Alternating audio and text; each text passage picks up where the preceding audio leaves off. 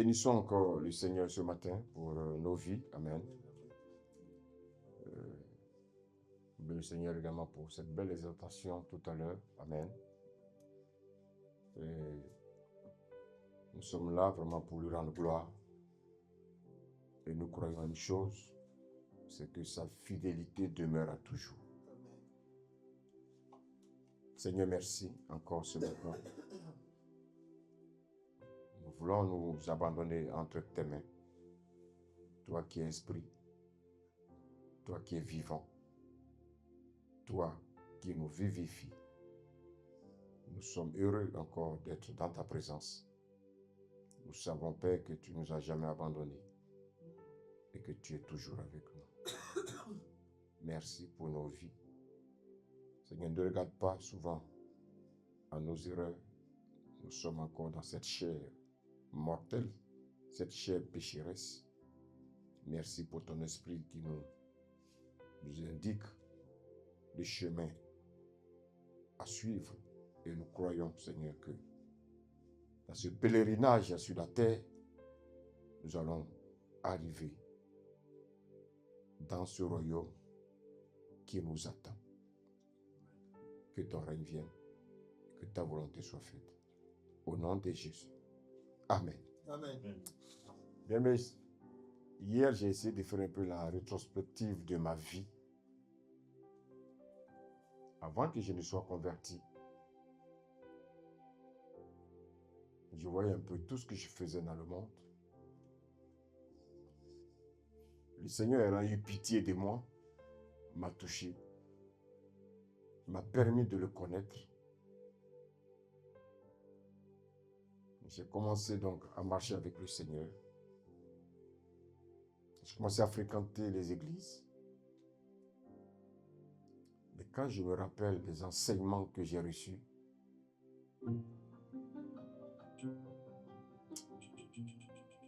mais je me rends compte quelque part qu'il y a eu beaucoup de fausseté. Et on s'est appuyé sur ça des années. Vous savez quel était notre problème? C'est qu'on ne voulait pas lire la Bible. On venait écouter donc une personne, tout ce qu'elle dit, on dit Amen. Et on rentre chez nous. On acclame, on rentre chez nous. Alors que c'est du poison qu'on avalait. Lorsque tu fais une assemblée et puis on te dit chaque fois tu seras béni, ce sont de belles paroles. Mais est-ce que c'est la vérité? Parce que le Seigneur nous a déjà révélé qu'il nous a déjà bénis. On a entendu des messages où on dit oui, Dieu va te rendre riche. Mais est-ce que c'est pour la richesse que Jésus est venu mourir à la croix?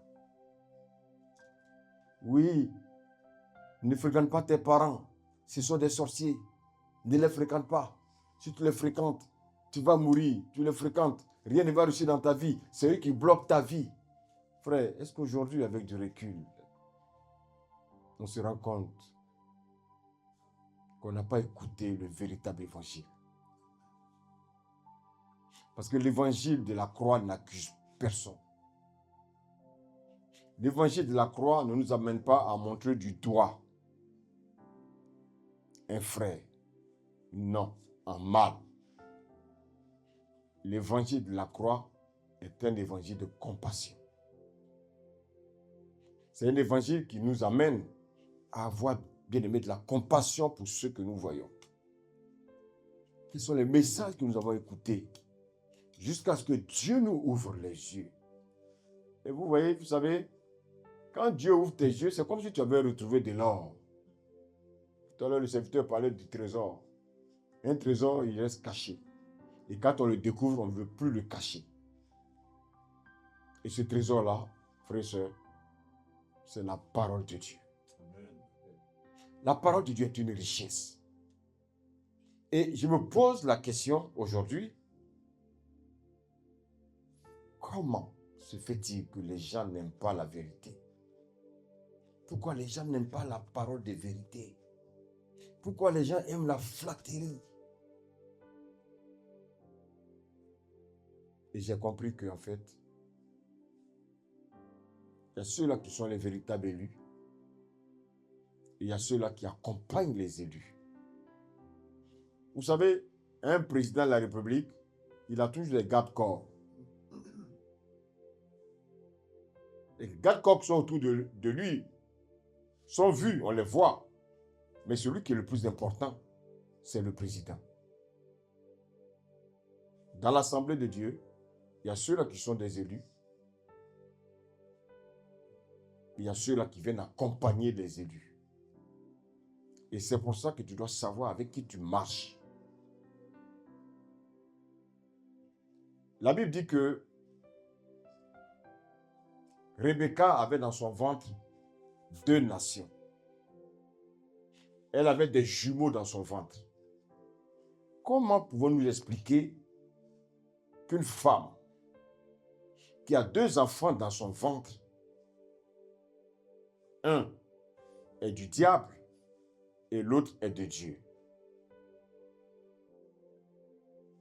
Le sein de Rebecca est un peu l'image de l'Église. Dans l'Église, il y a ceux-là qui sont à l'image de Jacob et il y a ceux-là qui sont à l'image d'Ésaü. C'est pour ça, bien-aimés, ceux qui sont à l'image de Jacob, Dieu les connaît. Et ceux qui sont à l'image d'Ésaü, Dieu les connaît également. Alléluia. Voici pourquoi ce matin, je voulais donc continuer le message que nous avons commencé la semaine dernière. Nous avons parlé du livre d'Apocalypse, Apocalypse 12. Et bien aimé, si nous ne comprenons pas bien Apocalypse 12, nous ne pouvons pas comprendre ce qui arrive à la fin des temps. Amen. J'ai pris vraiment mon temps pour méditer. Et j'ai compris que nous sommes dans des temps difficiles et nous les chrétiens, nous ne devons pas être fébriles. Amen. Vous savez, la parole doit être prêchée de manière authentique. La parole doit être prêchée dans toute sa vérité. Frères et sœurs, la semaine dernière, le Seigneur nous a permis de savoir qui était cette femme de Apocalypse 12, qui étaient les étoiles. Le Seigneur nous a permis de savoir qui était l'enfant qui était poursuivi par le dragon. Et nous avons compris que, en fin de compte, ce sont des choses des pions qui se mettent en place pour que le maître des maîtres, le roi des rois, puisse faire son entrée. Dites Amen. Amen. Bien aimé, beaucoup disent que l'enlèvement aura lieu avant la grande tribulation.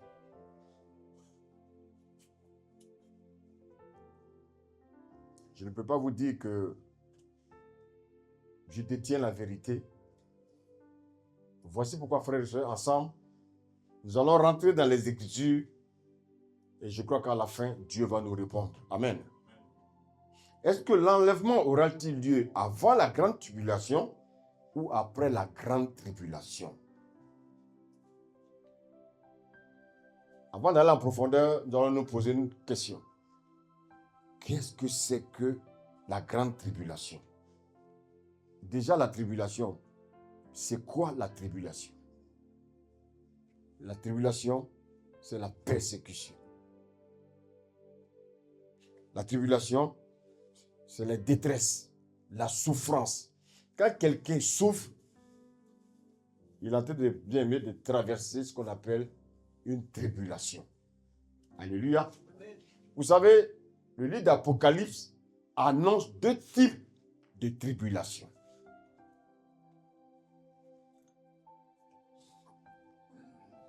C'est pourquoi on va lire nos Bibles dans Apocalypse 12, verset 17.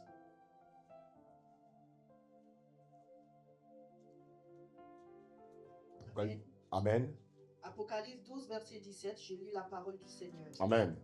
Et le dragon fut irrité contre la femme, et il s'en alla faire la guerre au reste de sa postérité, à ceux qui gardent les commandements de Dieu et qui ont le témoignage de Jésus.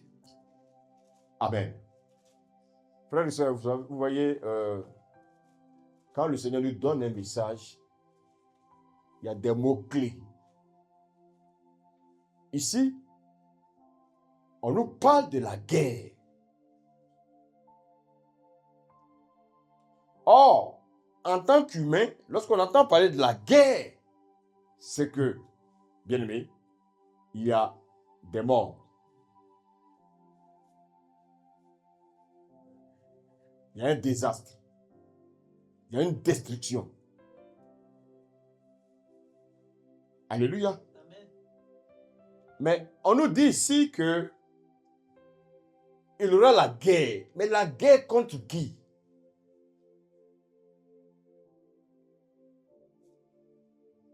La Bible nous répond, on dit, ceux qui gardent les commandements de Dieu et qui ont le témoignage de Jésus.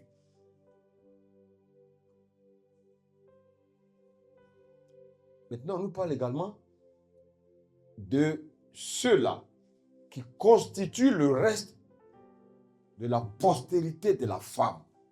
Et nous avons compris que la postérité de la femme, c'était Israël. Amen. Donc, qui sont ceux qui gardent les commandements de Dieu et qui ont le témoignage de Jésus? Amen. Amen. La Bible nous dit que cette persécution, c'est la persécution des saints. Et quand on parle de la persécution des saints, on veut parler de la persécution des enfants de Dieu. Amen. On dit le dragon, il était vraiment irrité contre la femme. Donc, le dragon était irrité contre Israël. Mais la Bible dit, comme il n'a pas pu mettre la main sur l'enfant de cette femme, qu'est-ce qu'il va faire? Amen. Amen. Il va lui faire la guerre au reste de sa postérité. Je l'ai dit, ceux qui gardent les commandements de Dieu et ceux qui ont le témoignage de Jésus. Maintenant, la question, qui sont ceux qui constituent le reste de sa postérité et qui sont ceux-là qui gardent les commandements de Dieu et qui ont le témoignage de Jésus? Amen. Amen. On va lire 1 Jean 3, versets 21 à 24. Regardez ce que le Seigneur nous dit. Amen. Amen. Et c'est ici son commandement, que nous croyons au nom de son Fils 1 Jean 3, versets 21 à 24. Amen. Bien-aimés, si notre cœur ne nous condamne pas, nous avons de l'assurance devant Dieu. Vous savez, un chrétien, il doit avoir la paix à l'intérieur de lui. Parce qu'il sait en qui il a cru. Il sait en qui il a l'assurance. Si tu crois que tu as l'assurance de ton salut, frère, normalement, tu dois être toujours en joie. Dis Amen. Amen. Tu peux continuer la lecture. Quoi que ce soit que nous demandions, nous le recevons de lui. Parce que nous gardons ses commandements et que nous faisons ce qui lui est agréable. La Bible dit quoi? La Bible dit que celui qui m'aime, qu'est-ce qu'il fait? Il garde le commandement du Père.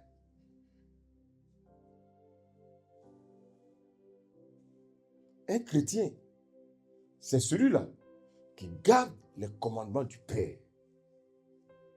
Alléluia. Continue, s'il te plaît. Et c'est ici son commandement, Oui.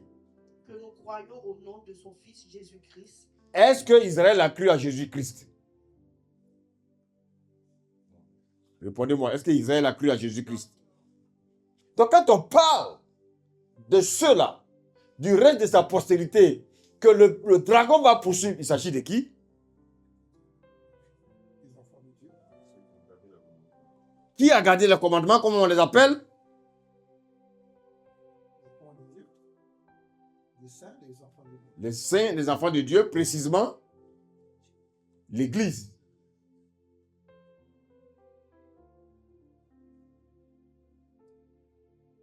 Est-ce que vous me suivez? Écoutez-moi bien.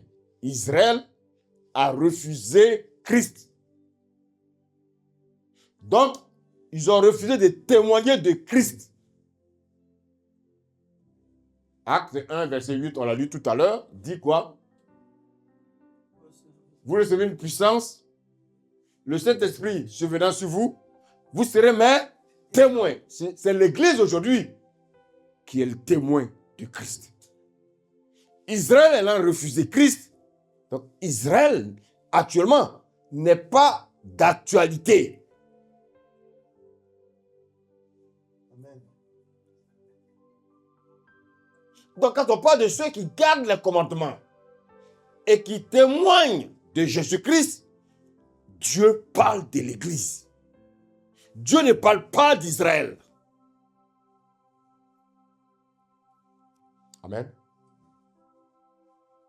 Donc la Bible nous dit que le dragon, actuellement, frères et sœurs, il s'apprête à faire la guerre à ceux qui gardent les commandements de Christ. Nous avons vu tout à l'heure que ceux qui gardent la parole, c'est ceux qui aiment Christ. Or, qui aime Christ, ce n'est pas les païens. Qui aime Christ, ce n'est pas les Juifs. Parce que, frère, la majorité d'Israël a rejeté Christ. Quand le Seigneur parle de ceux qui gardent ses commandements et que le témoignage de Jésus, je dis Jésus, il s'agit de toi, il s'agit de moi, il s'agit de mes frères en Christ. Précisément, l'Église. Que personne ne vous trompe. Et on nous dit qu'il y aura une guerre. Vous voyez, Apocalypse 12 nous annonce qu'il y aura une guerre. Et cette guerre, elle se prépare. Voici pourquoi tout à l'heure, j'ai tellement aimé l'exhortation qui nous invite à évangéliser. Parce qu'il y a beaucoup d'enfants de Dieu qui ne sont pas encore rentrés dans l'église. Alléluia. Il dit qu'il y a encore beaucoup de brebis qui sont dehors. Mais parmi ces brebis-là, beaucoup sont même des brigands. Beaucoup même sont des prisonniers. C'est pour ça que, frères et sœurs, nous, on ne doit plus nous taire. Il faut parler de Jésus autour de toi. Nous, les chrétiens, nous sommes trop égoïstes. Toi, quelqu'un t'a annoncé l'évangile. Aujourd'hui, tu es là. Mais les autres, qui va leur annoncer ça? On se contente là de notre confort, de notre petite famille, de nos amis. Frère, ça ne suffit pas. Comment toi et moi, nous pouvons savoir qui est chrétien si on n'annonce pas l'évangile?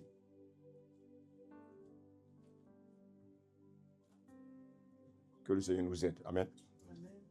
Et on nous parle de la guerre. La guerre va être développée plus tard. Voici pourquoi. Regardez ce que nous dit Apocalypse 13, verset 7. On va confirmer ce que nous venons de dire. Apocalypse 13, verset 7. Regardez, écoutons. Amen. Et il lui fut donné de faire la guerre aux saints. On dit qu'il lui fut donné, il lui fut de faire la guerre aux saints. Et de faire quoi? Et de les vaincre. Ah, frère, je veux que tu écoutes vraiment ce message-là. Les saints ici, il s'agit de qui?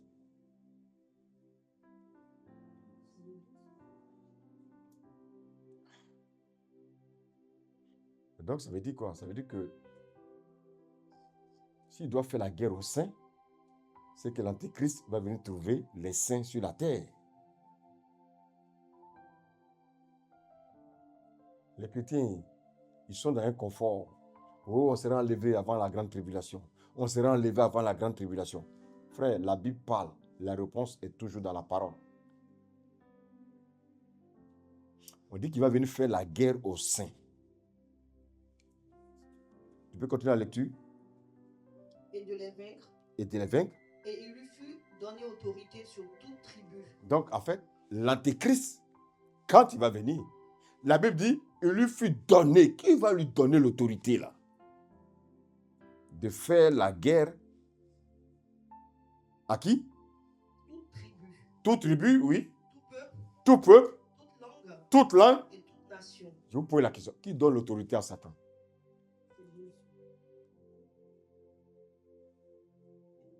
Donc, vous voyez que Dieu contrôle toutes choses. Le mal, il est là. Le bien, il est là. Satan, je vous le dis, que Satan n'a aucun pouvoir. Satan ne peut pas atteindre à ta vie si Dieu ne lui donne pas le feu vert. Maintenant, je te pose la question. Entre Satan et Dieu, tu veux t'attacher à qui?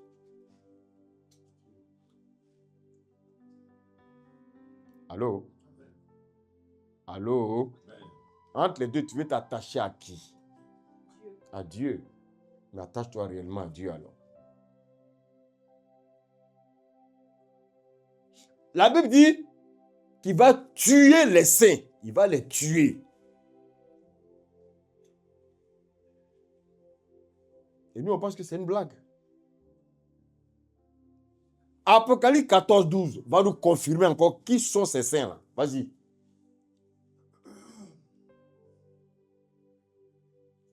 Amen. Amen.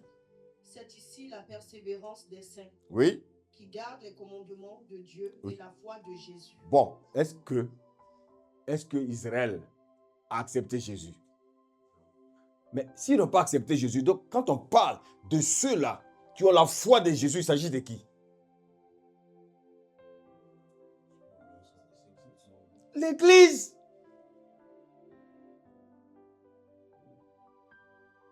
Ceux qui gardent la foi de Jésus, ce n'est pas Israël. Ceux qui gardent la foi de Jésus, c'est l'Église. Mais sachez que dans l'Église, il y a des Juifs qui ont accepté Jésus. Amen. Les nations à qui Dieu a fait une ouverture ont aussi accepté Jésus.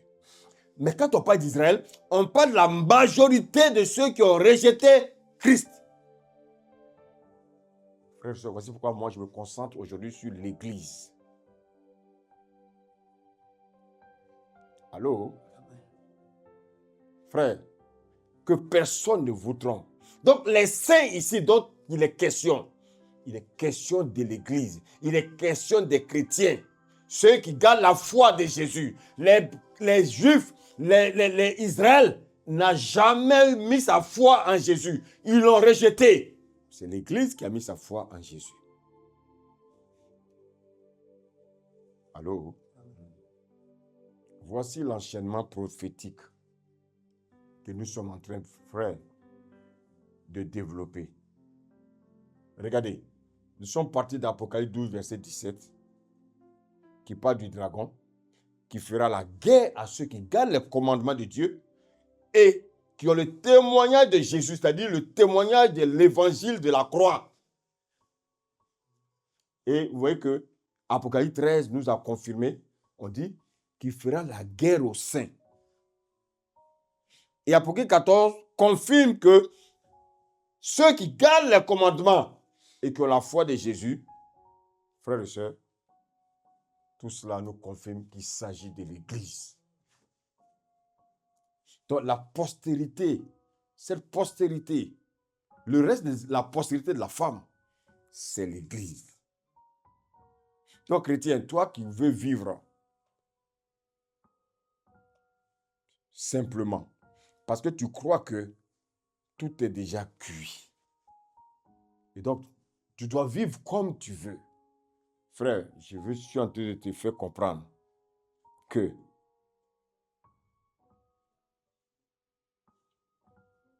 le dragon, il ne va pas nous laisser en paix.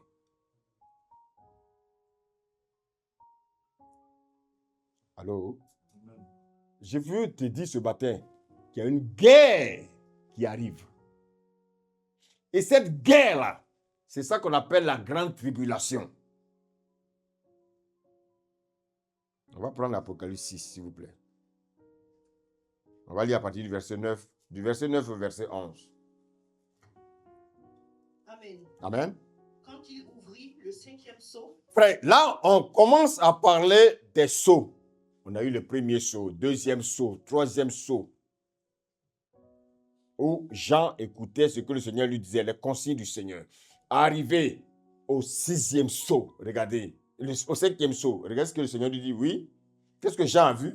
je vis sous l'autel les âmes de ceux qui avaient été immolés à cause de la parole de Dieu. À cause de la parole de Dieu, frère, les chrétiens seront immolés.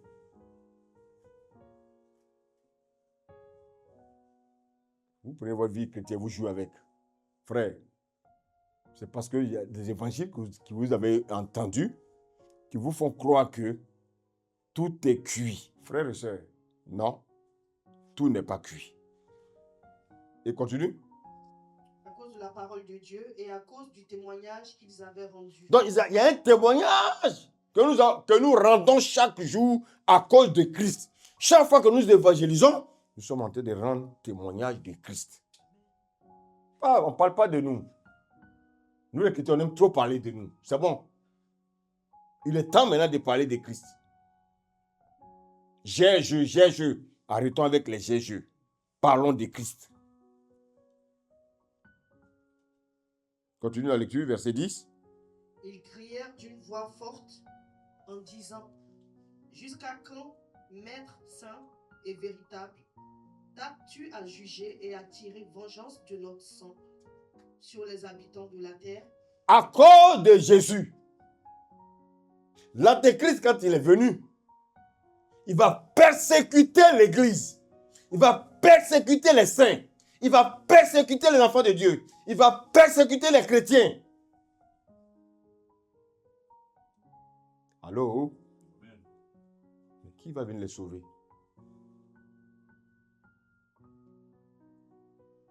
Frère, ce que je suis en train de vous dire, je veux que tu retiennes ça. C'est très, très important. Verset 11, regardez, je veux que tu retiennes vraiment ce verset-là. Oui, vas-y, une robe. Une robe blanche fut donnée à chacun d'eux. À qui on donne la robe blanche? Une robe blanche fut donnée à chacun d'eux, oui. Et il leur fut dit de se tenir en repos quelque temps encore, Oui, jusqu'à ce que fût complet oui. le nombre de leurs compagnons de service et de leurs frères qui devaient être mis à mort comme eux. Frère, l'Antéchrist, il va venir mettre à mort les chrétiens. Il va décapiter les chrétiens. À cause de quoi? À cause de la parole de Dieu et à cause du témoignage qu'ils vont rendre de Jésus. Pourquoi beaucoup ont peur de rendre témoignage de Jésus? Parce qu'ils ne veulent pas qu'on les décapite. Maintenant qu'ils ne veulent pas qu'on les insulte. C'est pour ça qu'ils ne parlent pas de Jésus. Ah non, moi je suis déjà sauvé. Amen. Donc ici, nous voyons que le 5e sceau prophétise la guerre. Amen. Mais regardez bien, quelle est cette guerre-là? C'est la guerre du dragon. Le 5e sceau prophétise la guerre du dragon contre qui?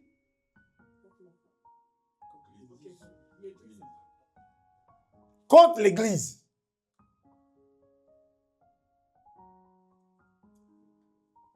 Le 5e sceau prophétise la guerre du dragon contre l'Église.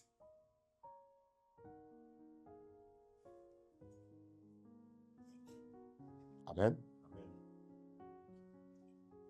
Il est question de la robe blanche. Amen. Donc, quand Quand on parle de la robe blanche, il s'agit de quoi? Des gens qui ont cru au sacrifice de Jésus-Christ. Alléluia.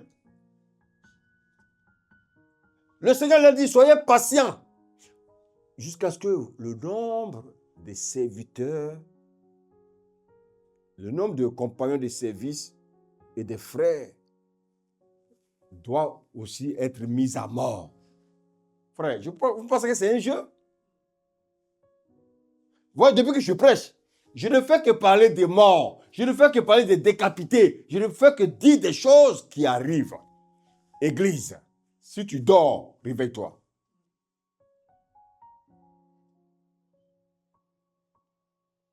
Amen. Amen. Alléluia. Amen. On dit les âmes décapitées vont être revêtues d'une robe blanche. Mais il s'agit de qui? Ouais, en fait, les âmes dont il est question ici, alléluia, le Seigneur va encore nous les révéler quelque part. Prenons Apocalypse 7, s'il vous plaît.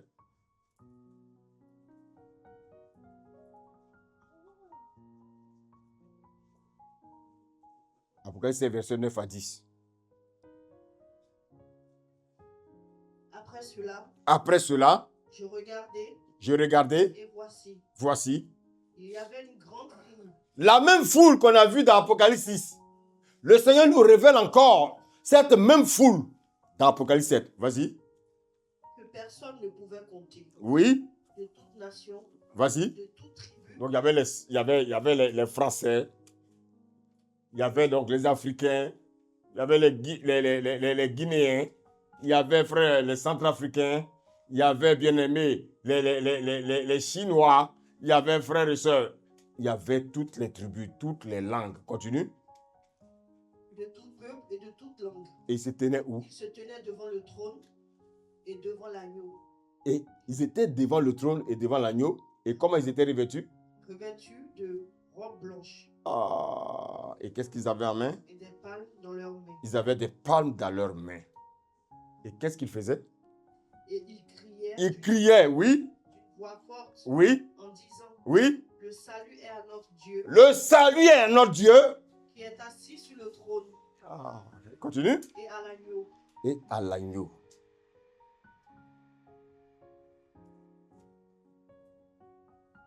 On dit une foule qu'on ne pouvait compter.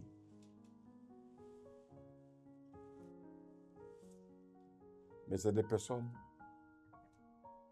D'où viennent-ils? Vous allez voir. Qu'est-ce qui s'est passé? Pourquoi ils veulent qu'on les venge? Parce que toute la terre s'est déchaînée contre eux. Toute la terre les a terrorisés.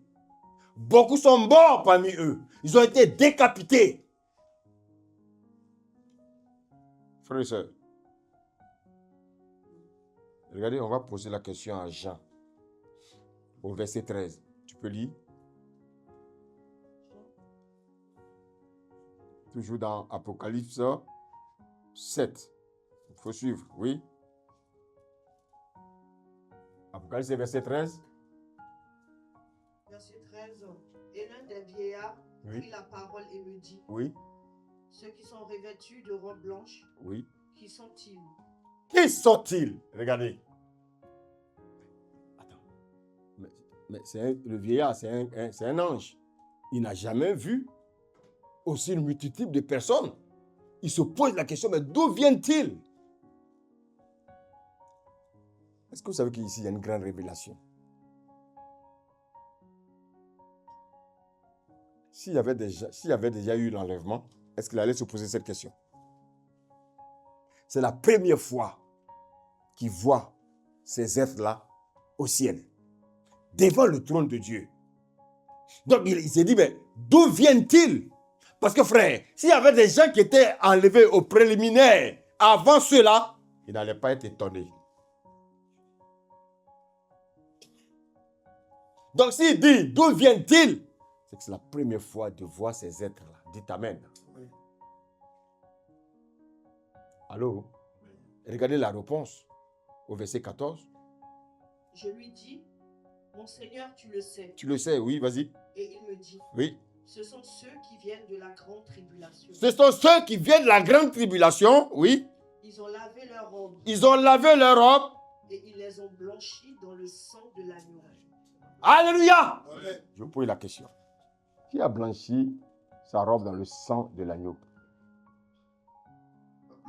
C'est Israël? C'est qui? L'Église. Je vous rappelle, Israël a rejeté Jésus. C'est l'Église. Ce sont les chrétiens qui ont blanchi leur robe dans le sang de Jésus.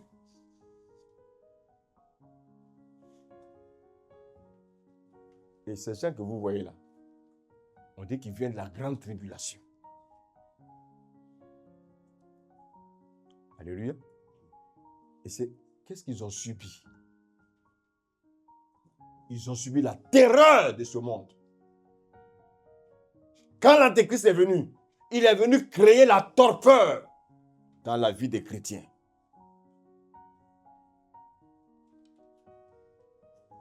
Ce sont ceux-là qui viennent de la grande tribulation. Alléluia. La Bible dit, ils ont lavé leurs robes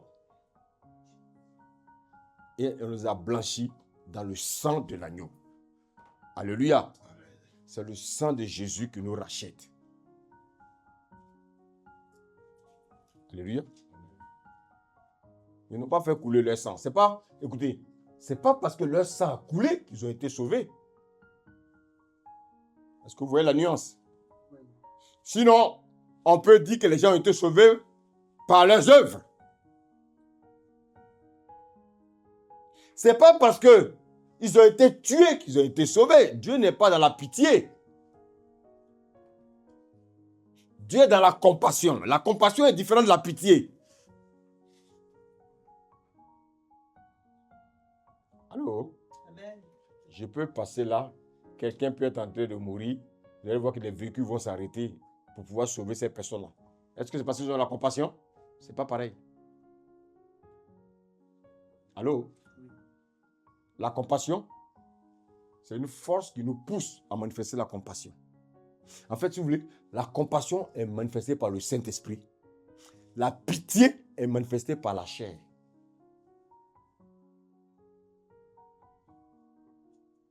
C'est pour ça que vous allez rentrer souvent dans la maison des païens.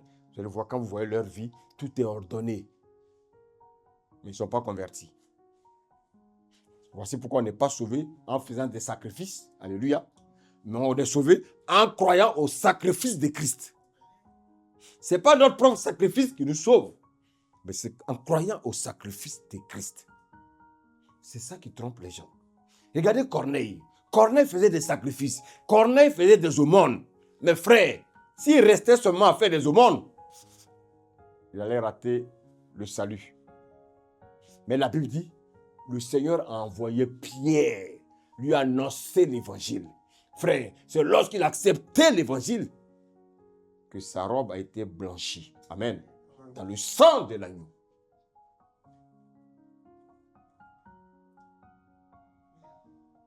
Allô? Alléluia.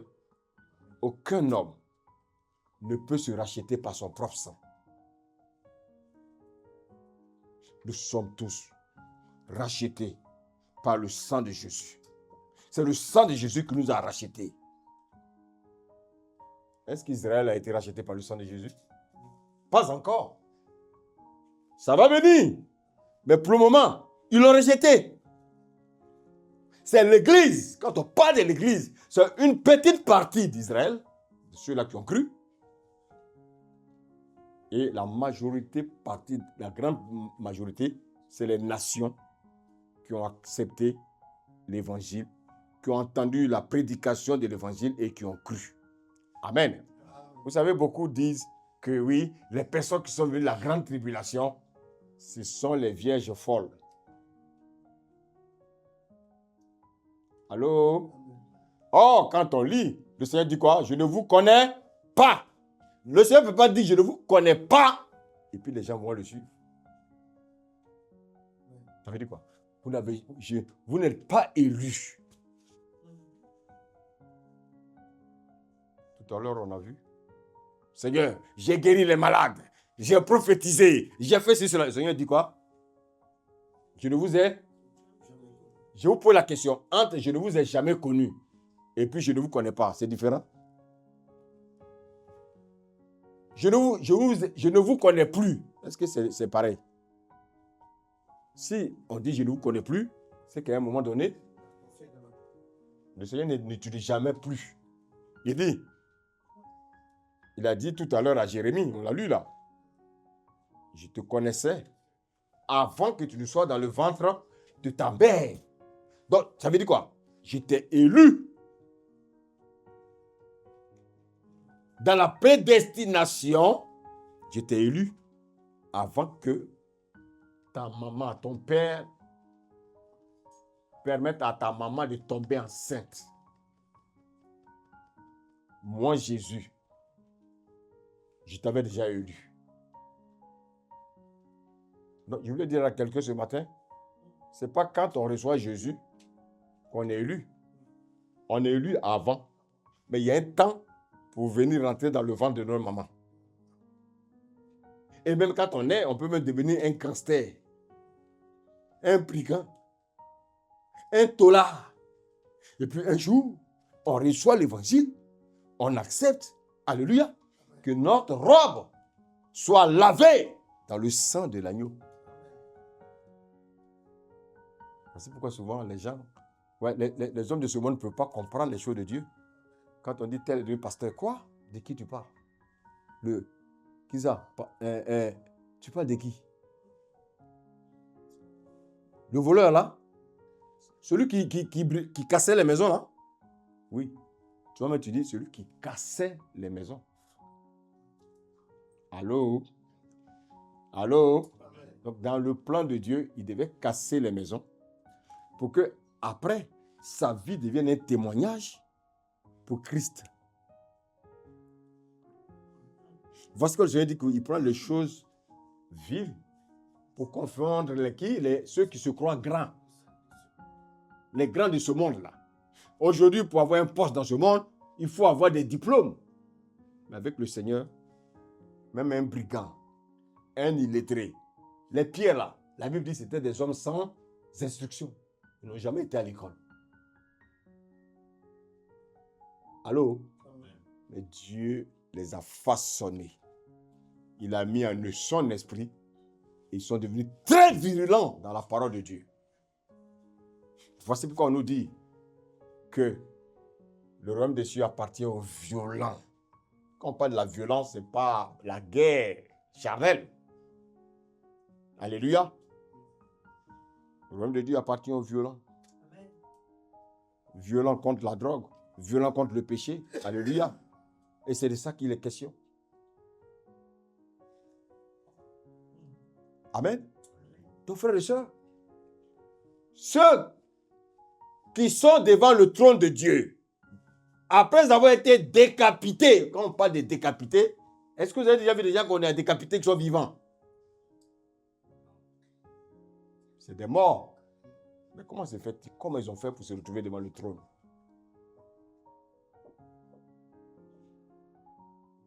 Je veux que nous réfléchissions ensemble. Nous allons comprendre ces choses-là.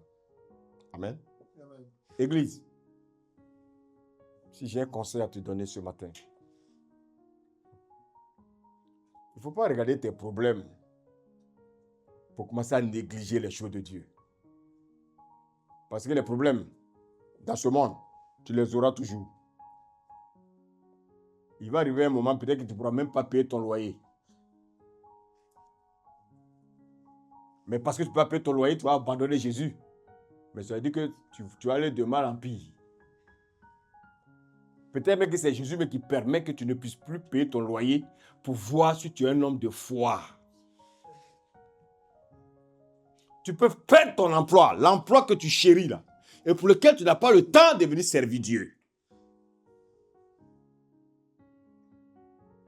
Allô? Allô? Je connais des gens, ils disent qu'ils sont chrétiens. Ils vont aller travailler du lundi jusqu'à samedi. Ils sont fatigués. Dimanche, ils disent non, je suis fatigué, je ne peux pas venir à l'église. Vous avez compris? Vous savez pourquoi ils se reposent? Ils se reposent pour avoir la force pour aller retravailler encore quand? Pour aller travailler encore quand? Lundi. Il va encore aller donner la force à païen. Travailler parce qu'il veut un salaire. Parce qu'il veut un salaire. Frère, ce salaire-là, il est temporel. Et tu négliges l'essentiel qui est éternel. Ah non, je me sens mal. Alléluia. Alléluia. Donc tu vas voir que tous les samedis, tu vas te sentir mal. Tu vas vouloir te reposer dimanche. Aller encore te fatiguer lundi, mardi, mercredi, jeudi, vendredi, samedi. Tu vas encore dire non, Dieu comprend. Dieu sait que je suis fatigué. Ah non, Dieu est amour. Hein? Dieu comprend. Dieu a amour. Dieu sait que je suis fatigué. Frères et sœurs, est-ce que ton intelligence est renouvelée? Mais c'est quand on se sent mal qu'on vient dans la présence de Dieu.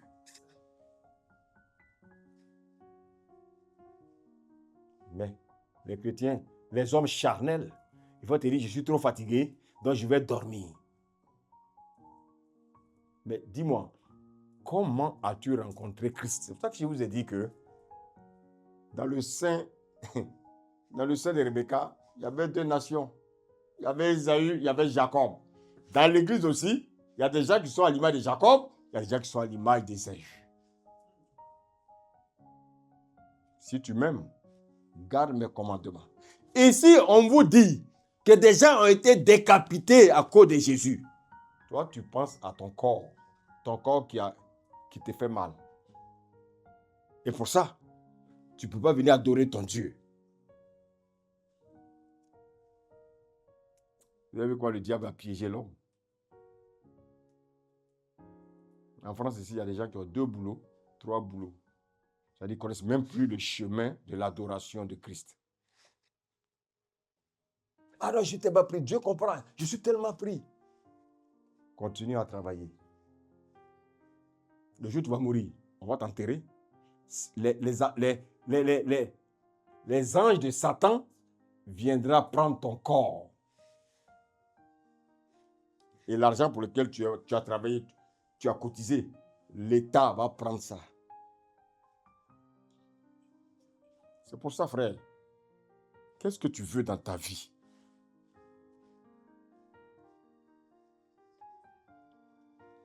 Amen. Amen. Donc, l'Église qui sera attaquée sur les Juifs, une partie des Juifs et des nations qui ont accepté l'œuvre de la croix. Pas n'importe quel évangile, hein? Je suis en train de parler de l'œuvre de la croix. Je ne parle pas de l'évangile bonbon, où on trompe les gens pour leur dire qu'ils seront riches, ils seront ceci, oh, délivrance sur délivrance, délivrance sur... Je ne parle pas de ça. Je suis en train de parler de l'évangile de la croix. Alléluia. Amen. Je disais tout à l'heure qu'on est sauvé. Pas parce qu'on a versé notre sang pour Jésus, mais on est sauvé parce que Jésus a versé son sang pour nous. Et nous avons cru à cette œuvre-là, à son sacrifice, à sa mort à la croix. Et cette mort qui a permis, frères et sœurs, aujourd'hui, que nous soyons là. Mais Jésus ne s'est pas seulement arrêté là, à la mort. Un esprit ne meurt jamais. Alléluia. Alléluia. Après la résurrection, aujourd'hui, nous sommes devant lui. Amen. Est-ce qu'on peut continuer la lecture là au verset 15? C'est pour ceux-là qu'ils sont devant le trône de Dieu Oui. et le servent jour et nuit dans Oui. son temple. Bon. Quel sera notre rôle quand on sera au ciel? Au ciel, il n'y a pas de... Je m'en vais au travail. Hein? C'est fini ça. Est-ce que vous savez que si Adam et Ève n'avaient pas commis le péché dans le jardin, vous croyez que Dieu allait nous laisser travailler comme ça à la sueur de nos fronts? Non, non, non, non, non, non, non. Regardez les gens, ils travaillent à la sueur de leur front, mais regarde à la fin du mois. Les gens, ils travaillent comme des éléphants, mais ils mangent comme des rats. Allô? Amen.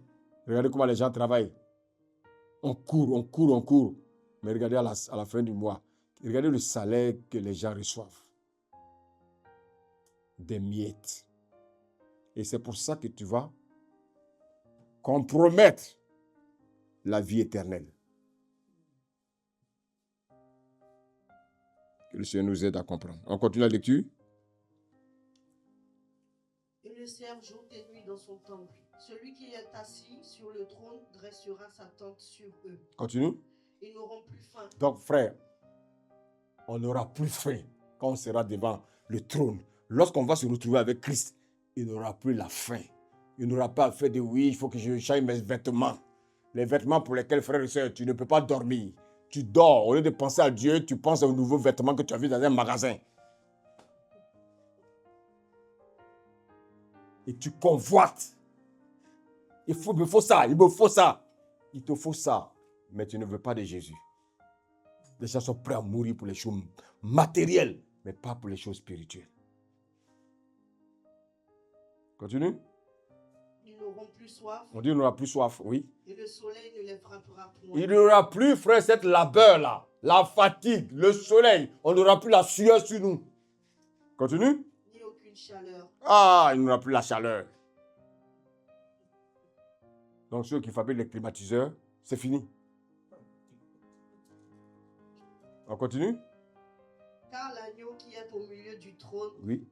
les pètera Les pètera. et les conduira aux sources des eaux de la vie. Eh Seigneur, il n'y aura plus les sources de la mort. Il continue. Et Dieu essuiera toute larme. Pourquoi il va essuyer les larmes? Parce qu'ils ont trop souffert. Alléluia. Dieu va dire, ne pleure plus mon enfant. Ne pleure plus ma fille. Le diable va plus te fatiguer. Viens dans mes bras. Allô? Toi, tu ne veux pas de ça? Moi, c'est de ça. C'est pour ça que vous voyez, je ne m'amuse pas avec les choses de Dieu. En tout cas, je suis trop dur. Non, je ne suis pas dur. C'est parce que j'ai compris quelque chose. J'ai vu quelque chose que je ne dois pas jouer à ma vie chrétienne.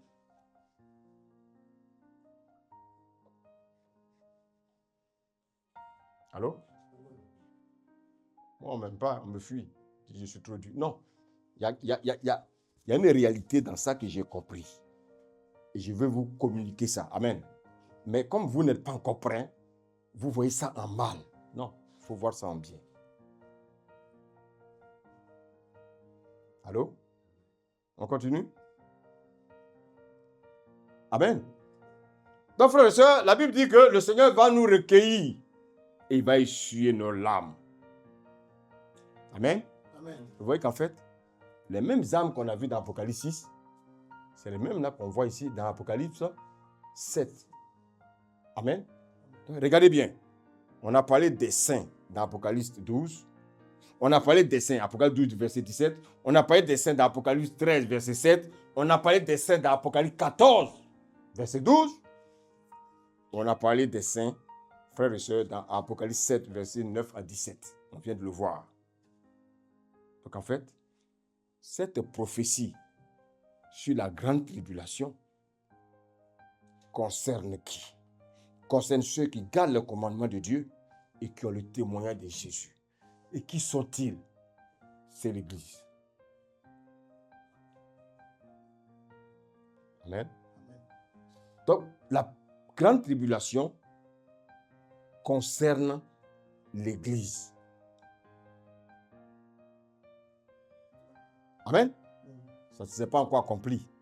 C'est dans des temps proches. Mais nous, en tant qu'Église, nous devons comprendre que nous devons traverser la grande tribulation. Que personne ne vous trompe. Mais quelle sera cette persécution? Quelle sera cette tribulation? C'est la persécution de Satan contre les chrétiens. C'est la persécution de Satan contre tous ceux qui annoncent la parole de Dieu. Ceux qui gardent la foi en Jésus-Christ. Nous allons être persécutés. Alléluia. Mais je voulais vous rassurer de quelque chose. On va lire un passage. Regardez Matthieu 10, verset 28. Matthieu 10, verset 28. Écoutons. Je pense que cette parole va vous faire du bien. Ne craignez pas ceux qui tuent le corps et qui ne peuvent tuer l'âme. Bon, je vous pose la question. Qui peut tuer le corps? Le diable peut tuer ton corps. Mais est-ce qu'il peut tuer ton âme? Il a dit à Satan, fais tout ce que tu veux de Job, mais ne touche pas à son âme. Donc, qui peut tuer le corps? Satan peut tuer le corps. Il ne peut pas toucher à ton âme. Mais il dit, craignez plutôt qui? Lis la suite. Craignez plutôt celui qui peut faire périr l'âme et le corps dans la géhenne. C'est qui? C'est Dieu. Dieu. Mais, qu'est-ce qu'on constate? Nous les hommes, nous craignons qui? Nous craignons le diable, mais nous ne craignons pas Dieu. Or, celui qui peut détruire ton âme et tuer ton corps, c'est Dieu. Et tu vas te retrouver, bien aimé, dans la géhenne. La géhenne, c'est quoi? C'est ce que les gens appellent communément l'enfer. Or, le diable peut tuer ton corps. Amen. Mais il ne peut pas toucher ton âme. Ton âme va être sauvée. Dis Amen. Mais ton corps ira à la poussière. Comme Jésus l'a dit au commencement. Mais les hommes, ils ont peur plutôt de faire mourir leur corps. Voici pourquoi ils désobéissent à la parole de Dieu. L'homme aime trop entretenir son corps. On entretient notre corps au lieu d'entretenir notre âme. Tu ne médites pas la parole de Dieu. Toi, tu veux toujours que ton corps, tu veux toujours être bien habillé. C'est-à-dire, tu prends soin de ton corps, tu achètes tous les produits pour que tu veux que ton visage devienne rouge comme les blancs. Tu es noir, mais tu veux avoir un visage blanc. Ça, c'est quoi ça? C'est de la sorcellerie. Dieu t'a fait noir, reste noir. Et donc, les gens vont acheter les produits. Ils vont acheter les produits. Ils vont acheter les produits parce qu'ils veulent entretenir leur corps. Mais ils ne veulent pas entretenir leur âme. Le Seigneur dit de craindre. De craindre plutôt celui qui peut faire quoi?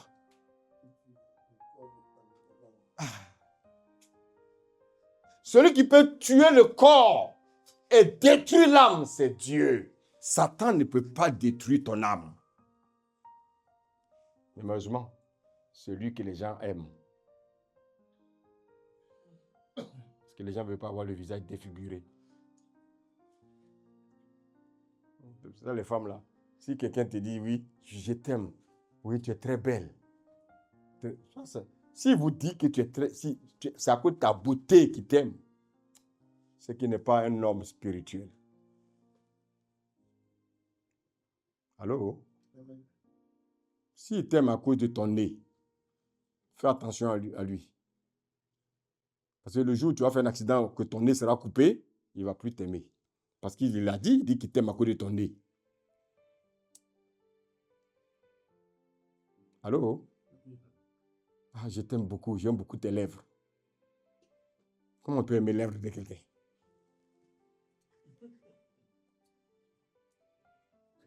Allô? J'aime bien ta dentition. Elle est blanche. Mais le jour, les dents seront parties. Tu ne vas plus l'aimer. Parce que tu l'aimes à cause de la dentition. C'est ça l'homme. C'est ce que le Seigneur dit. Il ne faut pas aimer les choses charnelles. Il faut aimer les choses spirituelles. Allô? Moi, j'aime cette fille-là. Ah, parce que vraiment, elle craint Dieu. Voilà ce qu'on cherche. Ah, je crains. Vraiment, cet homme-là, vraiment, je l'aime bien. Pourquoi? Parce qu'il craint Dieu. Tu vas épouser un homme qui ne craint pas Dieu.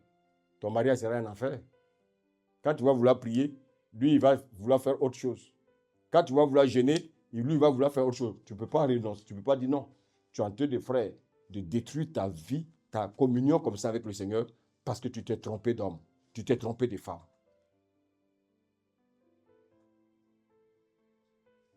Alléluia. Donc, il faut savoir que nous, les chrétiens, nous allons traverser la grande tribulation. Et donc, ceux que vous avez vus devant le trône, c'est ceux qui ont été enlevés. Comment ça va se passer? Quand il aura la grande tribulation, il aura la grande persécution, c'est là que Jésus va enlever son église.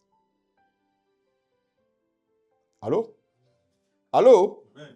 Je pense que ouais, ils seront là en train de festoyer, en train de boire du champagne et puis on va venir les prendre. Frère, détrompez-vous. C'est avec les larmes que nous serons enlevés. Amen. Ça, c'est le premier type de tribulation. Donc, il faut savoir qu'il y a deux types de tribulation. Dans la grande tribulation, il y a deux types de tribulation. Il y a la tribulation contre les chrétiens. Allô? Et puis, il y a la tribulation contre les habitants de la terre. Ceux qui auront régné Jésus. Est-ce que je me suis fait comprendre? J'ai dit, il y aura deux types de tribulation. Une tribulation, une persécution contre les chrétiens à cause de Jésus, à cause de la parole de Dieu, à cause du fait, frère, qu'ils ont cru à Christ, ils vont prêcher l'évangile, ils vont être persécutés, décapités, tués. Maintenant, il y a un deuxième type de tribulation. C'est ce que nous allons voir maintenant. Apocalypse 6, versets 9 à 11. On va commencer par ça. Je veux que vous compreniez ça et puis on va rentrer dans le... Vas-y. Quand il ouvrit le 5e sceau, Oui, ça c'est le 5e sceau. Ça concerne la persécution des chrétiens. Est-ce que vous me suivez? Le 5e sceau, c'est la persécution, la tribulation contre les chrétiens. On continue, oui. je vis sous l'autel les âmes de ceux qui avaient été immolés à cause de la parole de Dieu et à cause du témoignage qu'il avait rendu. Oui. Ils crièrent d'une voix forte en disant, jusqu'à quand, Maître saint et véritable, t'as-tu à juger et à tirer vengeance de notre sang sur les habitants de la terre? Oui. Une robe blanche fut donnée à chacun d'eux, et il leur fut dit de se tenir en repos quelque temps encore, jusqu'à ce que fût complet le nombre de leurs compagnons de service et de leurs frères qui devaient être mis à mort comme eux. Vous avez vu. Chrétien, attends, je vous pose une question. Est-ce que vous voulez qu'on vous prêche faux? Est-ce que vous voulez qu'on vienne vous faire plaisir les dimanches? Est-ce que bien vous aimez la vérité? C'est ça la vérité. Aucun chrétien ne va rentrer dans le ciel là, paisiblement.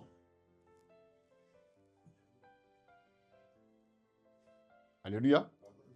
Maintenant, on va continuer. On va maintenant parler du deuxième type de persécution, le deuxième type de tribulation. Verset 12.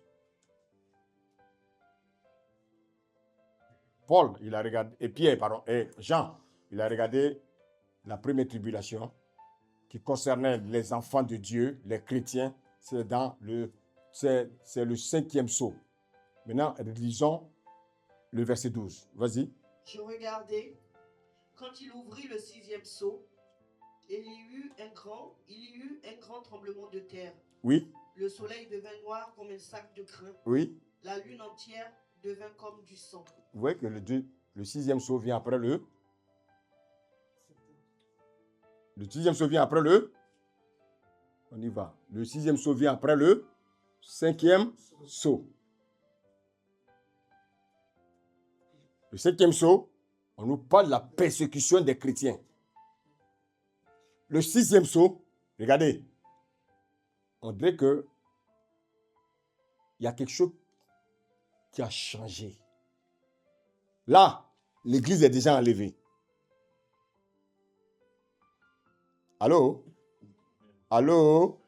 Maintenant, regardez. Vas-y. Verset 13. Et les étoiles du ciel tombèrent sur la terre, comme lorsqu'un figuier secoué par un vent violent jette ses figues vertes. Le ciel se retira comme un livre qu'on roule, et toutes les montagnes et les îles furent remuées de leur place. Verset 15. Verset 15 à 16, oui. Les rois de la terre, les grands, Donc, les rois de la terre, les présidents, les grands chefs d'entreprise, bien aimé, tout ce qui est grand sur la terre, là, continue.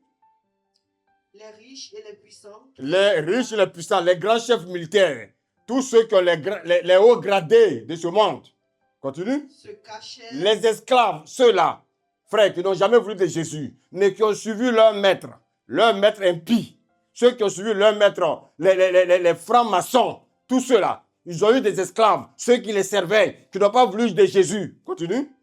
se cachèrent dans les cavernes et dans les rochers des montagnes. Mais pourquoi ils se cachent? Qu'est-ce qui se passe et puis ils se cachent? Mais ça, là, retenez bien, l'église n'est plus là. L'église a déjà connu sa tribulation. Maintenant, Dieu est descendu. Alléluia. Continue. Et il disait aux montagnes et aux rochers, tombez sur nous et cachez-nous devant la face de celui qui est assis sur le trône Ah, il y en a qui savent quelque chose, oui. et devant la colère de l'agneau. Ah, ici on parle de là. On parle de là. Reprends, on parle de là. On parle de la colère de l'agneau. La colère de l'agneau est différente, frère, des tribulations contre les enfants de Dieu.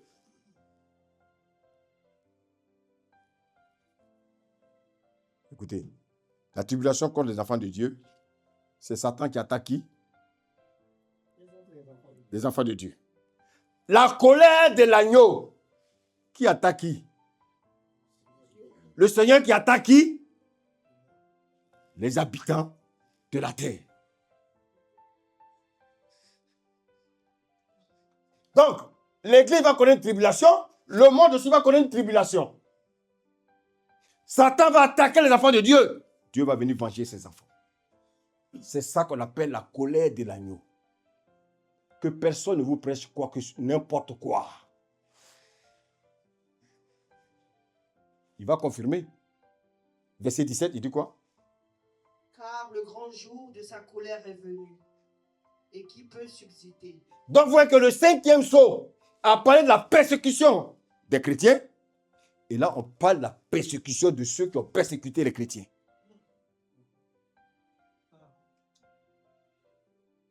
Dieu se venge de ceux qui ont persécuté ses enfants. Que personne ne vienne vous dire que l'église ne va pas connaître la grande tribulation. Frère, frère, écoutez-moi bien, c'est un évangile qui vient de l'enfer. Alléluia. Amen. Alléluia. Amen. Frères et sœurs, la colère de Dieu n'est pas contre les chrétiens. La persécution de Satan, c'est contre les chrétiens. Satan ne va pas venir persécuter ceux qui sont avec lui. Est-ce que vous me suivez? Alléluia. Cette colère-là, elle intervient pour deux motifs.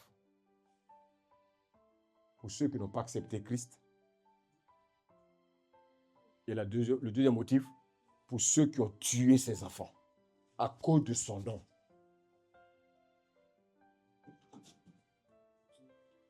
Est-ce que je me fais comprendre? Alléluia. Dieu vient châtier, il vient punir, il vient exterminer les habitants de la terre. Tous ceux-là qui ont accepté la marque de la bête. Ceux-là qui ont renié Jésus. Ceux-là qui ont persécuté les chrétiens. Dieu vient se venger. Alléluia. Alléluia. Frères et sœurs, voici un passage sur lequel les faux pasteurs, je dis bien les faux pasteurs, les faux prédicateurs se sont appuyés. Je ne sais pas si c'est par ignorance. Voici le passage sur lequel ils se sont appuyés pour dire que oui, les chrétiens ne vont pas traverser la grande tribulation. 1 Thessaloniciens 5, verset 9. Regardez.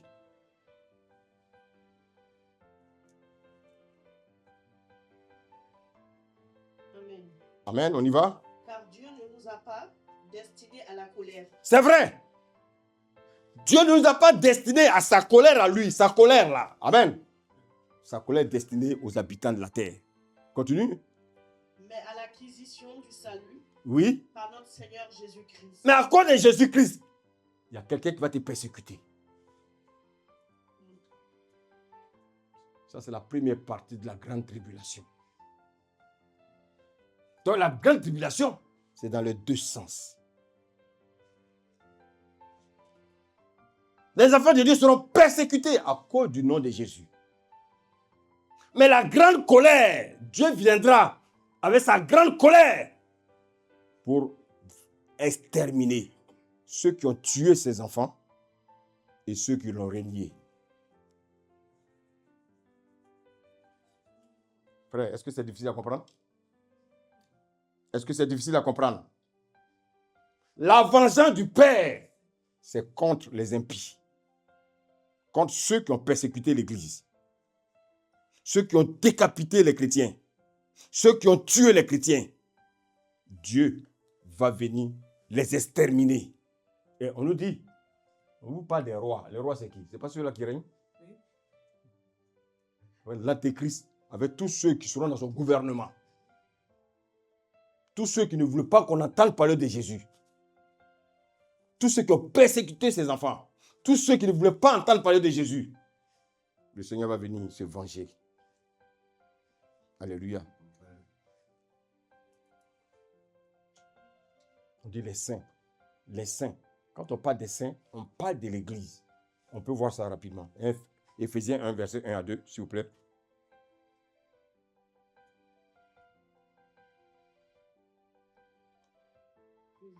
Verset 1 à 2. Paul, apôtre de Jésus-Christ, par la volonté de Dieu, aux saints aux saints qui sont où? À Éphèse. À Éphèse, oui. Et aux fidèles, oui. En Jésus-Christ. En Jésus-Christ. Est-ce que quelqu'un me suit? Il parle de qui? Il parle des chrétiens. Il parle de qui? Il parle des chrétiens. Quand on dit qu'un saint, le saint, ce n'est pas les morts. Il y a une église de Satan. L'église catholique, c'est l'église de Satan. L'église catholique, c'est l'église de Satan. Cette église a dit que les saints, ce sont ceux qui sont morts. Et ils prient pour les morts. Et ils demandent à ces morts-là d'intervenir dans leur famille. Voici quoi, frère? Ils sont toujours accompagnés par les esprits de mort. Nous, nous, les saints sont les vivants. Quand on parle des saints, c'est toi et moi. On n'a rien fait pour mériter ça. Amen. C'est le Seigneur qui nous a sanctifiés. Simplement parce qu'on a accepté son évangile. Amen. On va lire 1 Corinthiens 1, verset 1 à 2. Regardez.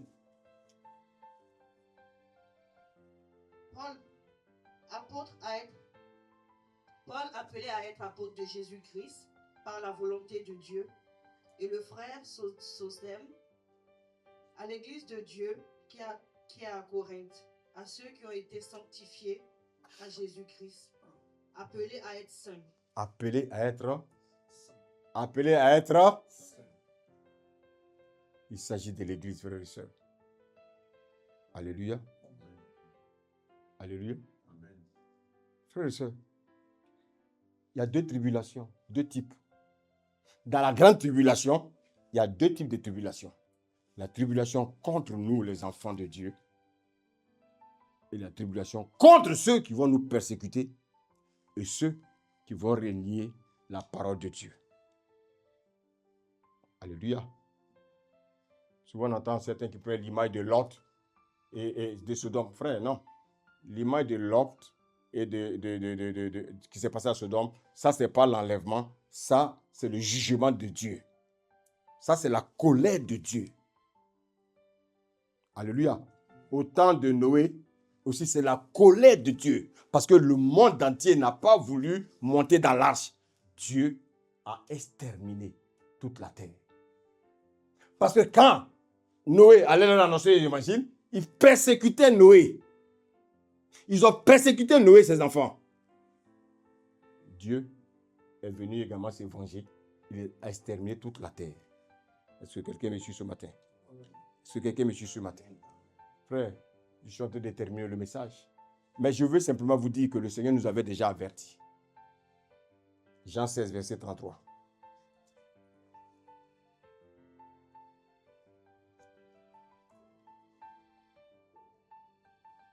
Amen. Amen, oui, vas-y. Je vous ai dit ces choses afin que vous ayez la paix en moi. Vous aurez des tribulations dans le monde. Oh, frères et sœurs, est-ce que vous m'avez entendu? Il dit quoi? Vous aurez la paix? Il a dit vous aurez la paix? Frère, il va arriver un moment où on ne pourra même plus sortir nos Bibles. C'est pour ça que maintenant, il faut méditer la parole pour que la parole reste. Le Seigneur dit qu'il a mis maintenant sa parole dans nos cœurs. Mais on n'a même pas le temps de méditer ces paroles. Vous aurez beaucoup de paix, c'est ce qu'il a dit? Vous aurez quoi? Reprends, s'il te plaît. Vous aurez des tribulations dans le monde. Maintenant, quel conseil il nous donne? Suivant. Mais prenez courage.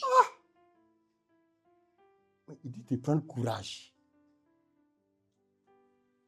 Quand tu dis à ton enfant, courage, courage mon fils, pourquoi tu lui dis courage? Oui, mais c'est parce que ce n'est pas facile. Dans ce pays, on donne tout aux enfants, donc ils ne savent pas qu'il y a des persécutions qui arrivent. Les gens, ils font ce qu'ils veulent. Les gens se sentent trop libres. Mais quand vient un danger, qui est là? Je vous pose la question. Un enfant qui est à la fenêtre, au 10e étage. Allô? Il y a le feu. On dit personne ne doit monter dans le bâtiment.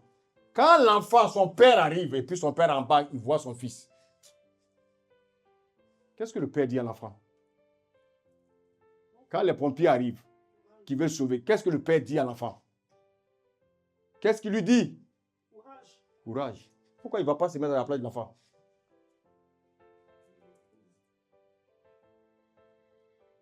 Quand un enfant est malade, allô? Allô? On doit lui faire une injection. Nous, on a déjà fait des injections, non? Ça fait mal. C'est la maman qui prend l'injection à la place de l'enfant. Elle ne l'aime pas alors. Mais si elle aime, elle doit prendre la piqûre à la place, elle doit prendre l'injection à la place de l'enfant. Ah bon?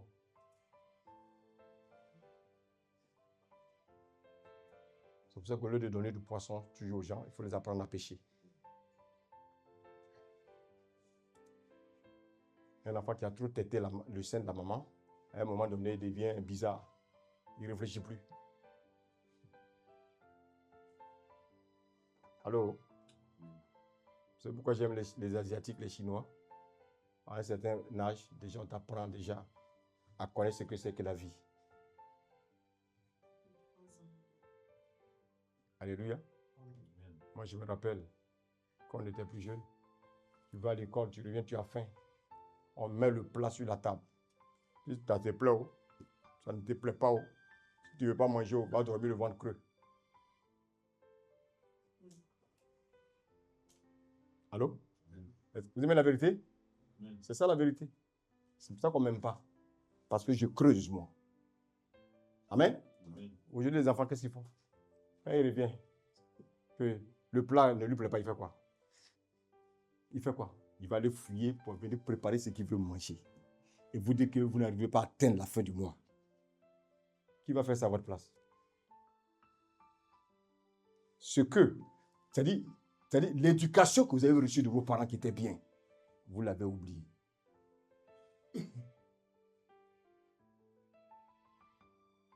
Un monde qui est dans la facilité.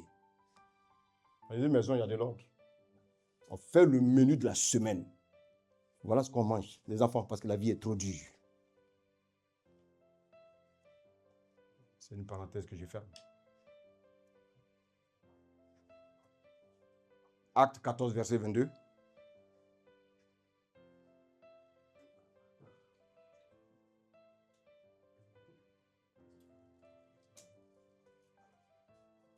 Fortifiant l'esprit des disciples, Oui, les exhortant à persévérer dans la foi oui. et disant que c'est par beaucoup de tribulations. C'est pas peu, Beaucoup, peu, beaucoup, peu. beaucoup.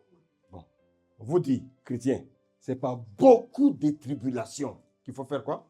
Il nous faut entrer dans le royaume de Dieu.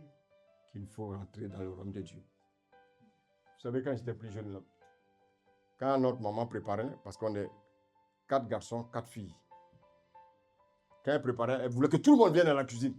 Mais nous, les garçons, on dit, mais attends, là, nous, on veut le jouer au ballon, là. Un jour, nous a fait asseoir, il dit, est-ce que vous savez à quel âge vous allez quitter vos parents? Ah, on a commencé à réfléchir. Parce qu'on s'est rendu compte qu'après, il y en a qui vont à l'internat. Allô?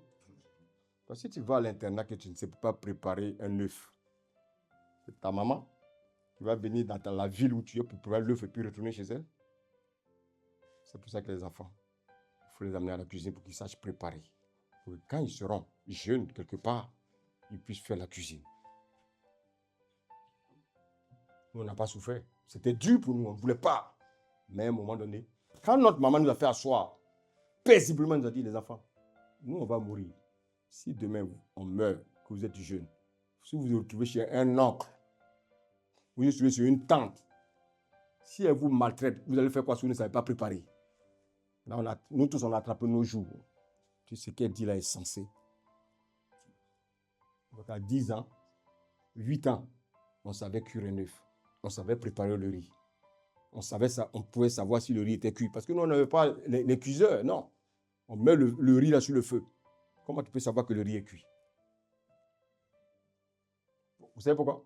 Parce qu'on nous a formés. C'est en forgeant qu'on devient forgeron. Il faut apprendre.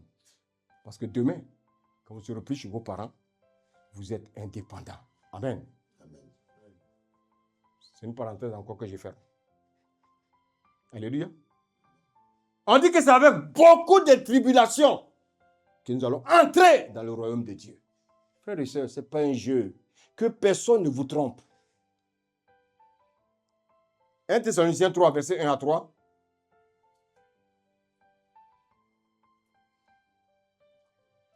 C'est pourquoi, Oui. impatients que nous étions, Impatients que nous étions, oui. et nous décidons à rester seuls à Oui. Athènes, Oui. nous envoyâmes Timothée, Oui. notre frère, ministre de Dieu dans l'évangile de Christ, pour vous affermir et vous exhorter au sujet de votre foi. C'est ce que nous sommes en train de faire. Quand le serviteur prêche là, c'est pour affermir votre foi. Quand je prêche aussi, c'est pour affermir votre foi. Ce n'est pas pour vous embêter. Parce que nous, on ne veut pas vous prêcher de la fausseté. Ah non, oh, Dieu va te donner, Dieu va te donner, Dieu va te donner. Frère, Dieu il donne à tout le monde. Même aux païens, il donne. Il y a une seule chose que tu ne peux pas avoir de Dieu. C'est son esprit, gratuitement. Alléluia. Dieu ne donne pas la vie éternelle à tout le monde. Dieu donne la vie éternelle à ceux qui croient en lui. Ce n'est pas parce que quelqu'un dit Jésus, Jésus, Jésus, on l'a lu tout à l'heure. Jésus, Jésus, Jésus, je ne te connais pas. Alléluia. Amen. Continue la lecture. Afin que personne ne fût ébranlé au milieu des tribulations présentes. Vous avez vu, on parle des tribulations. Et il parle à qui? Il parle aux chrétiens. Il ne parle pas aux païens, il parle aux chrétiens. Amen. Continue. Car, Car oui. vous savez vous-même que nous sommes destinés à cela.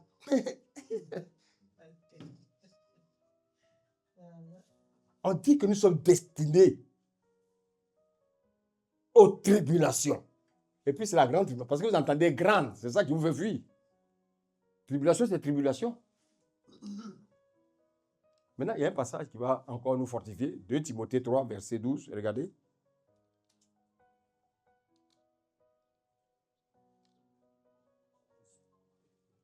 Amen. Oui.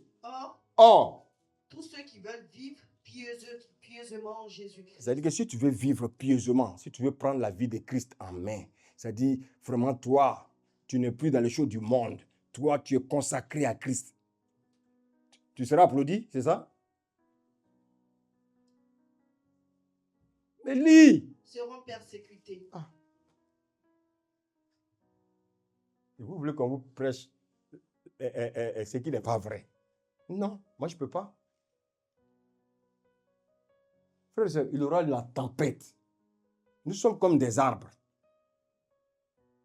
Nous sommes comme des arbres. Un arbre qui n'est pas bien enraciné, quand la tempête va venir, qu'est-ce qui va se passer? Si tu n'es pas dans la parole de Dieu, si tu n'es pas solide dans la parole de Dieu, quand les séducteurs viendront, ils vont t'emporter.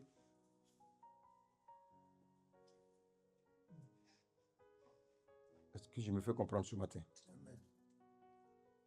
Amen. Je voulais vous rassurer pour dire, ceux qui mourront dans la grande tribulation, ils seront ressuscités. C'est ceux-là que vous avez vus devant le trône. Donc si je sors d'ici, et à cause de l'évangile, quelqu'un tire un pistolet sur moi, que je meurs, moi je suis tranquille. Parce que je sais que Dieu va me ressusciter et je serai devant son trône. Mais c'est ce que les gens ne veulent pas. Il y a quelque chose encore. Pendant la grande tribulation, là, qu'est-ce qu'ils vont faire aux chrétiens? Matthieu 24, 9 à 10. Regardez.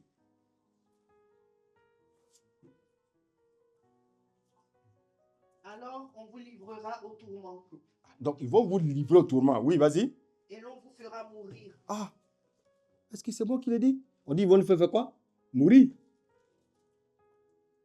Ils vont nous faire mourir, chrétiens. Continue. Et vous serez haïs de toutes les nations. Frère, est-ce qu'on dit toutes les nations nous haïssent? On dit toutes les nations. Ça dit quoi? Toutes les nations vont se retourner contre les chrétiens. À cause de qui? À cause de mon nom. Voilà. Continue, verset 10. Alors aussi plusieurs succomberont. Oui. Et ils se trahiront. Donc, pour ne pas que tu succombes, il faut que tu sois solide. Un arbre ne peut pas succomber. Il doit avoir des racines. C'est-à-dire qu'il faut que tu sois comme un baobab. Le baobab, on ne peut pas le déraciner comme ça. Si tu n'as pas de racines, c'est-à-dire quoi? Si tu n'as pas de base, si tu n'as pas un fondement dans la parole de Dieu, lorsque le faux évangile viendra, tu vas tomber. Quand les gens vont commencer à te persécuter, tu vas tomber. Parce que tu ne connais pas ces vérités-là. Alléluia. Alléluia. Frère, on sera persécuté. Mais ceux qui seront préparés, ceux qui seront affermis, lorsque la tempête va venir, ils ne succomberont pas. Parce qu'ils sont solides. Est-ce que moi, quelqu'un peut me dire aujourd'hui, oui, j'ai trouvé une copine pour toi. Et puis je vais le suivre. Pourquoi? Est-ce que c'est parce que je suis fort? Non. C'est parce que je m'appuie sur quoi? La parole. Je ne peux pas tromper ma femme. Allô? Si tu n'es pas assis, tu vas tromper ta femme et puis venir pleurer. Seigneur, pardonne-moi. Pourtant, quand tu allais te déshabiller, là, le Saint-Esprit t'en a parlé. Vous savez, les chrétiens, ils sont trop fous par moment. Alléluia. Frère, ce message, ce n'est pas pour vous embêter. C'est pour que nous prenions tous conscience. Parce que les temps sont difficiles. Alléluia. Les tempêtes vont arriver. Mais tu seras quel type d'arbre? Un arbre qui n'a pas de racines, quand le vent, la tempête, l'orage va venir, quand les tribulations viendront, chrétien, comment tu vas tenir? Regardez, vous avez connu l'histoire d'Étienne. Étienne dans Acte 7. Qu'est-ce qu'ils ont fait à Étienne? Ils l'ont tué. Ils l'ont lapidé. À cause de qui? À cause du nom de Jésus. Amen. Pierre dont on a parlé tout à l'heure. Est-ce que vous savez que Pierre a évangélisé Rome? Vous savez comment il est mort? Ils l'ont crucifié la tête en bas. Amen. Est-ce que quelqu'un me suit? La tête en bas.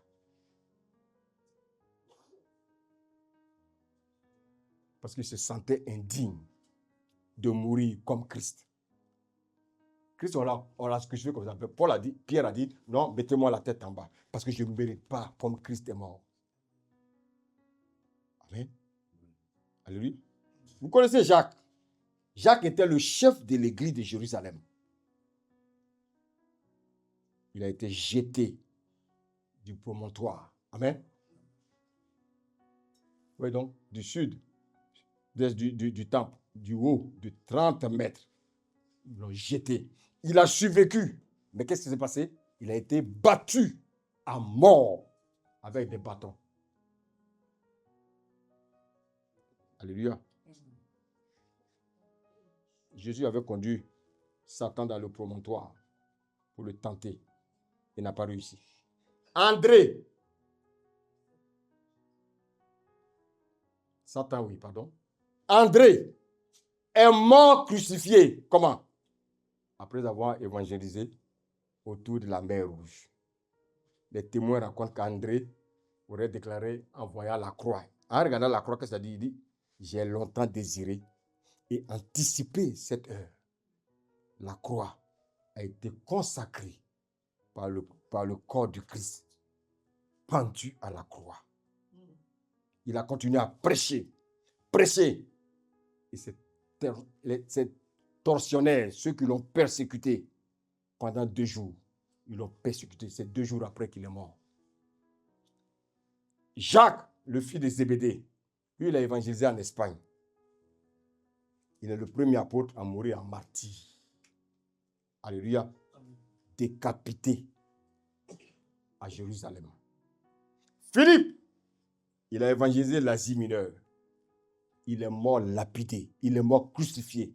La tête en bas en Phrygie, comme Pierre. Barthélemy, lui, il a évangélisé en Arabie. Il a évangélisé en Mésopotamie, d'où est sorti Abraham. Il a été flagellé, écorché, vif. Il a été crucifié et puis il a été décapité. Je suis en train de parler des 12 là, les 12. Thomas, lui, il a évangélisé où? En Inde. Il a formé la première communauté en Inde, chrétienne. Il est mort, ils l'ont transpercé avec une lance. Matthieu, lui, il a évangélisé l'Éthiopie. Il est allé en Afrique. Il est mort à cause de l'évangile de Christ. Ils l'ont tué par l'épée. Jude, le petit frère de Jésus. Lui, qu'est-ce qui s'est passé?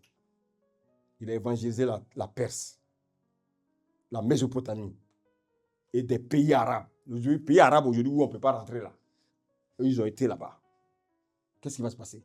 Il est mort aussi en martyr. Simon le Zélote, il a été évangélisé. Il a évangélisé en Perse, en Égypte et dans les pays berbères. Lui, ils l'ont découpé avec une scie. À cause de qui? À cause de Jésus. Jean, il est le seul à être mort dans la vieillesse. Vous savez pourquoi Dieu a permis ça? Parce qu'il devait écrire Apocalypse.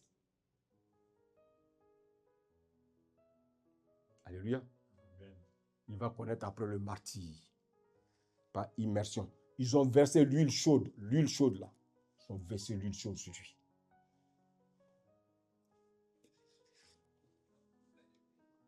Je vous pose la question. Est-ce que Dieu ne les aimait pas? Donc eux, Dieu ne les aimait pas. Dieu t'aime plus qu'eux. Dieu nous aime plus qu'eux. Eux, regardez les morts qu'ils ont connus. Et toi, tu veux t'enlever paisiblement. Réfléchis.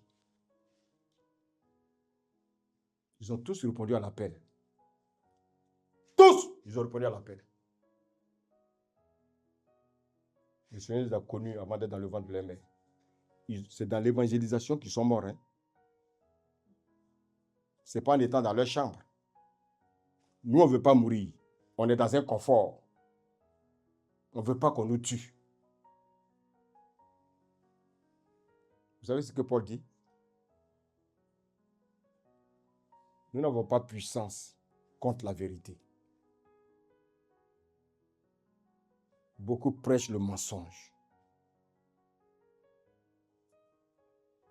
Nous, notre puissance, c'est de dire la vérité.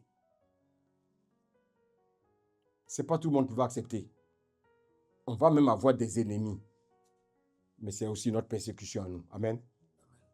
Vous savez, il ne faut pas prêcher avec sentiment. Il ne faut pas prêcher en regardant les émotions des uns et des autres. Sinon, on va perdre la cible. Vous avez vu le message qu'on entend ici? Ce n'est pas de l'amusement. Vous voulez que les gens viennent s'asseoir là pour nous écouter?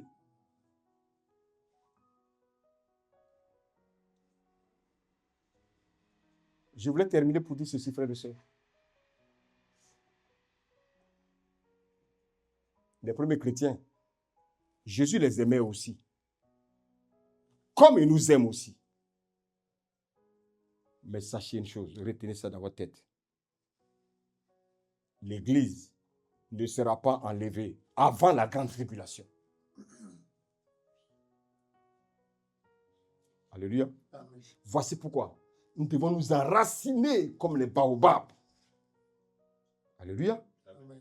Que les racines là, où on peut les trouver nous en tant que chrétiens, c'est dans la parole de Dieu. C'est pour ça qu'il faut chercher à croître dans la connaissance. Il faut avoir des temps de prière. Vous avez entendu tout à l'heure, elle dit, voilà ce que j'ai médité toute la semaine. Et c'est ça que nous avons entendu comme exhortation. Vous avez vu comment c'était poignant. Vous avez vu comment c'était fort. Parce que sa tête était là-dessus. Il faut aimer d'abord ces choses-là. Parce que si tu n'aimes pas qu'on te force, ça ne marche pas. Il faut aimer. Il faut s'enraciner. Pendant que nous sommes encore là sur la terre, il faut chercher à croître dans la connaissance. Il faut atteindre une certaine maturité dans la vérité. Sinon, lorsque la tempête viendra, frères et sœurs, tu ne pourras pas résister. Regardez ce monde aujourd'hui, un monde qui est fait de séduction. Frères et sœurs, ne croyez pas que l'enlèvement va se faire après la grande tribulation. L'enlèvement va se faire, frère, après la persécution des chrétiens par l'Antéchrist. Voici pourquoi je voulais vous préparer à être prêt. Je ne vous demande pas de vous préparer. Je vous demande d'être prêt avant la gloire de Dieu. Même si, dans mon esprit, on vient me mentir pour dire qu'on sera enlevé après la tribulation, au moins je suis préparé. Si c'est après, si c'est avant. Mais je peux te rassurer, frères et sœurs, qu'on nous a nourris avec des hérésies, des mensonges. On nous a nourris d'illusions. Et les chrétiens ne se préparent pas. Il y aura deux tribulations. Une tribulation contre les chrétiens, qui sera animée par le dragon, l'antéchrist, et toute sa clique sur la terre. Et la deuxième tribulation, quand Jésus va venir, il va venger l'Église. Parce que nous avons été persécutés. Alléluia. Il va exterminer la terre, les habitants de la terre, parce qu'ils l'ont renié lui. Que le Seigneur vous bénisse. Je dis que le Seigneur vous bénisse. Amen. Amen.